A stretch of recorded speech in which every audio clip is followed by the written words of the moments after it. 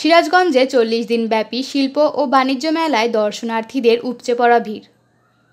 Staff reporter Mohammad সজীব হোসেনের প্রতিবেদনে।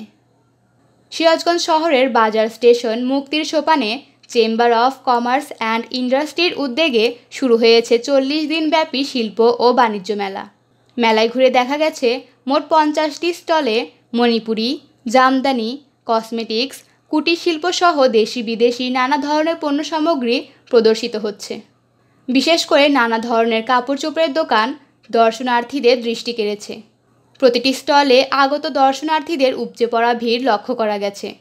অনেকে পরিবার পরিজন নিয়ে মেলা দেখতে এসেছেন, কেউ কেউ আবার নিজের পছন্দের পণ্য কিনতে ব্যস্ত সময় কাটাচ্ছেন।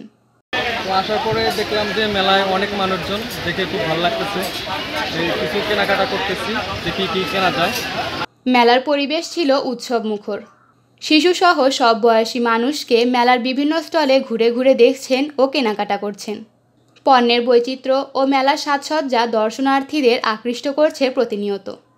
এই মেলা চলবে টানা ৪০ দিন, যেখানে থাকবে নানা ধরনের প্রদর্শনী, বিনোদনমূলক অনুষ্ঠান এবং আকর্ষণীয় কর্মসূচি। মানে আমরা যেরকম কল্পনা করছিলাম তার থেকে অনেক বেশি। সকাল থেকে রাত কটা পর্যন্ত চলে আর কি? সকাল কাস্টমারে আইসা দোকান খোলা, আপনার মানে দোকান খোলার জন্য বলে আর কি। সকাল 9টা বাজে আমরা দোকান খুলি, রাত্রে 12টা পর্যন্ত।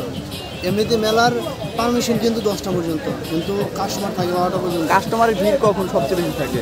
এই মাগরিবের পর থেকে আপনার 8টা পর্যন্ত সবচেয়ে বেশি ভিড় থাকে আর কি।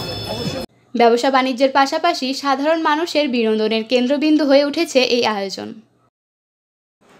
দৈনিক জয়সাগর।